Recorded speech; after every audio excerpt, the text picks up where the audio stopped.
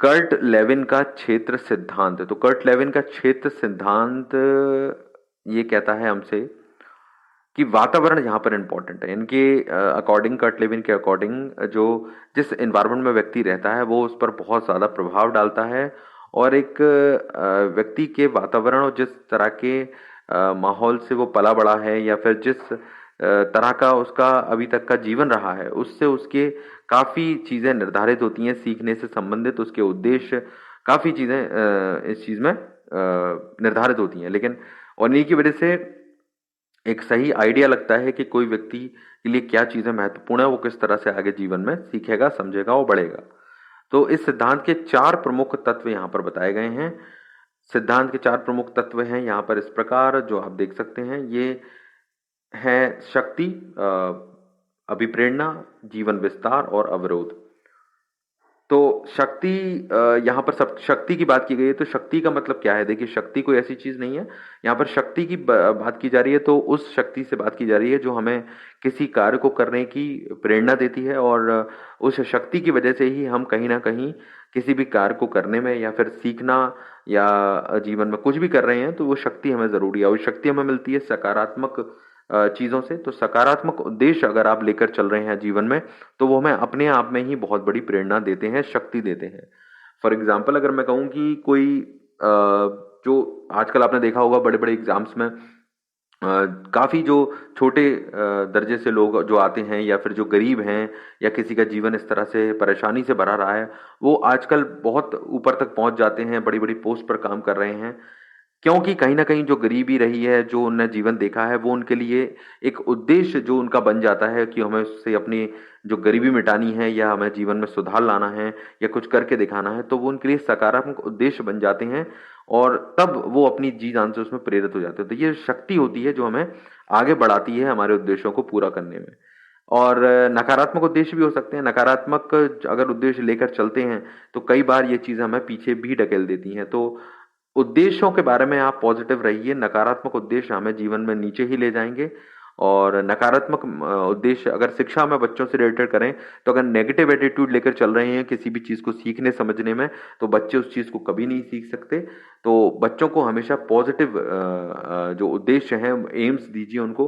तो this is very important. तो शक्ति इस चीज़ से जुड़ी हुई है, सीखने से संबंधित। ओके, अगला देखते हैं यहाँ पर अभिप्रेरणा। अभिप्रेरणा जो है, तो अभिप्रेरणा को मैं बहुत बार कई पॉइंट्स में आपको समझाया है मैंने। ये ऐसा वर्ड है जो हर जगह आ ही जाता है, और इसको समझना ज़रूरी है। ये देखिए, अभिप्रेरणा का अर्थ इससे पहले के लेक्चर में भी आपको एक पॉइंट में मैंने समझाया था, सिंपली बता देता हूँ यहाँ पर। अभिप्रेरणा उस बात को कहते हैं जो कार्य करने की प्रवृत्ति होती है। किसी कार्य को करने की जो प्रवृत्ति हमारे अंदर जागृत होती है, जो इच्छा, जो आप कह सकते हैं ना, जो उत्तेजना हमारे अंदर आती है, वो प्रवृत्ति होती है। अब इसको बने रहना बहुत ज़रूरी है, यानी कि ये लगातार बनी रहे। ऐसा ना हो कि कुछ समय के बाद ये डाउन हो जाए, जैसा कि होता है। आप मोटिवेशनल चीज़ें देखते हैं, और कई तरह का ज्ञान हमें अपने माँ बाप से, कई चीज़ों से, कई लोगों से मिलता है, लेकिन फिर हम धीरे धीरे उसी राह पर आ जाते हैं जिस पर हम चल रहे थे। तो ऐसा ना हो, इसको बनाई रखिए लगातार। और साथ में इसको नियंत्रित कीजिए, कंट्रोल कीजिए कि आप इसको किस तरह से, इस एनर्जी को सही दिशा में डायरेक्शन दे सकते हैं, सही दिशा की तरफ ले जा सकते हैं, और बेहतर रिजल्ट पा सकते हैं। तो ये भी एक इम्पॉर्टेंट फैक्टर है, और इसे भी उद्देश्यों से संबंधित करना चाहिए, अभिप्रेरणा को। तो हम अपने उद्देश्यों से अगर अपनी अभिप्रेरणा को जोड़ देते हैं, तो बहुत बेहतर सीख पाते हैं और आगे कुछ परफॉर्म कर पाते हैं। ये सभी चीज़ें बच्चों से जुड़ी हुई हैं, तो आप उन रिलेशन में भी समझते जाइएगा। अगला पॉइंट ले लेते हैं यहाँ पर, जीवन विस्तार। तो जीवन विस्तार जो है, वो इस बात को दर्शाता है कि देखिए, हम सभी जो हैं वो हम सभी के जीवन विस्तार की बात करें, तो सभी का जीवन विस्तार कुछ अलग तरीके से होगा। जीवन विस्तार कैसे होता है? जिस तरह के माहौल में हम पले बड़े हो रहे हैं, जिस तरह का हमारा परिवेश है, हमारी संस्कृति, हमारा समाज है, या जिस तरह की आवश्यकताएं, जिस तरह की जरूरतें हमारी रही हैं, जिस तरह की योग्यताएं हमारे अंदर है, यही निर्धारित करता है कि हम अभी कहाँ हैं और कहाँ तक जाएंगे। तो आपने देखा होगा, अगर विद्यालय में बच्चों की बात करूं, तो कुछ अलग अलग बैकग्राउंड के आपको बच्चे दिखते हैं। कुछ पिछड़े वर्ग से आते हैं, कुछ संपन्न परिवारों से आते हैं, और ये कहीं ना कहीं उनके जीवन स्तर को भी निर्धारित कर देता है कई बार। हालांकि इसको बदला जा सकता है, लेकिन एक इम्पॉर्टेंट फैक्टर है कि वो किस तरह का व्यवहार स्कूल में करेंगे, किस तरह से शिक्षा में आगे होंगे या आगे जीवन में कितना बेहतर ऊपर तक जा पाएंगे। तो जीवन का विस्तार उनका कितना रहा है पहले और आगे अब कितना होगा, ये इससे जुड़ी हुई चीज़ है। तो इसके आधार पर जो सीखना है बहुत ज़्यादा निर्धारित करता है, क्योंकि उसके परिवेश से जुड़ी हुई चीज़ है और सीखने को ये बहुत ज़्यादा प्रभावित करती है। तो ठीक है, जीवन विस्तार के बारे में हमने ये समझ लिया है। अब हम समझ लेते हैं अवरोध के बारे में। तो अवरोध का मतलब ये है कि बाधाएं। तो बाधाएं हमेशा रहती हैं, आप जानते हैं।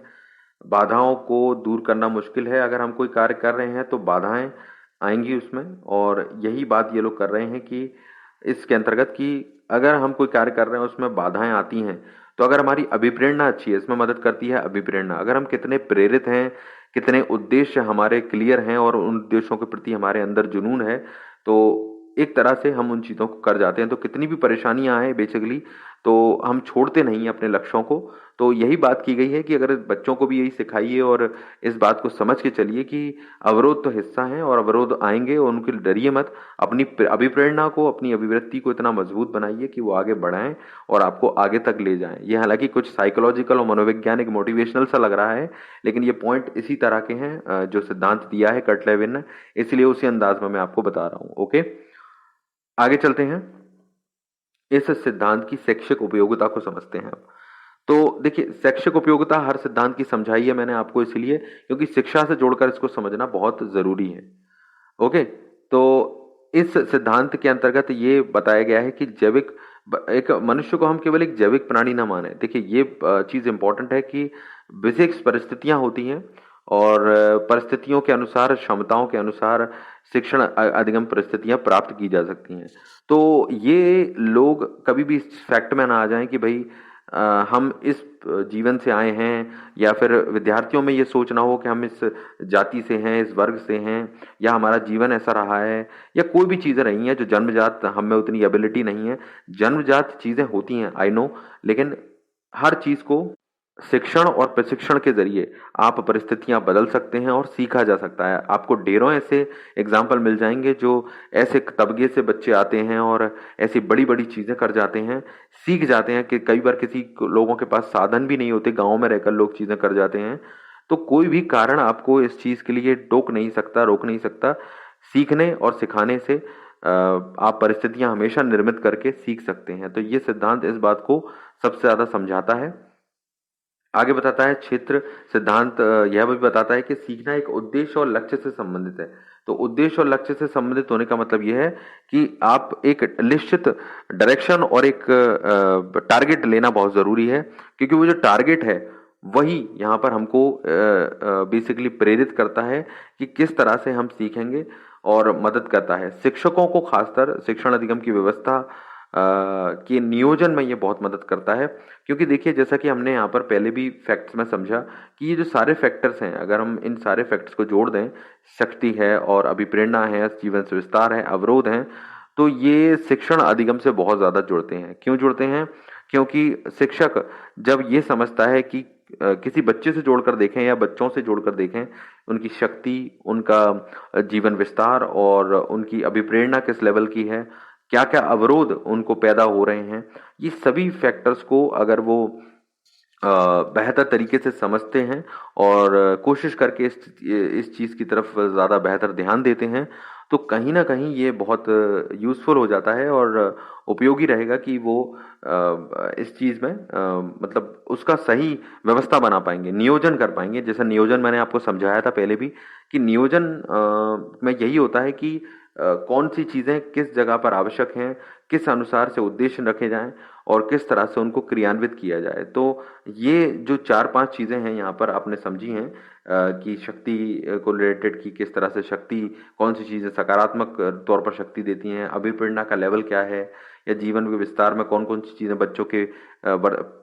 जो पहले का जीवन है उससे जुड़ी हुई हैं, किस लेवल के उसको अवरोध आ रहे हैं, मतलब कि किस फैक्टर से वो प्रभावित हो रहा है। आखिर प्रैक्टिकली कौन सी चीज़ें, हर बच्चे के अवरोध अलग अलग होते हैं, तो कौन से फैक्टर्स हैं जिनसे बच्चा बहुत ज़्यादा प्रभावित हो रहा है, वो अगर आप समझ लेते हैं तो बेसिकली शिक्षक यहाँ पर बहुत ज़्यादा यूजफुल हो सकता है। तो ये नियोजन व्यवस्था को मैंने इसलिए क्लियर किया क्योंकि ये अलग से भी एक टॉपिक है, तो आपको यहाँ थोड़ा आइडिया लग जाएगा, हम आगे कभी पढ़ेंगे तो इसको।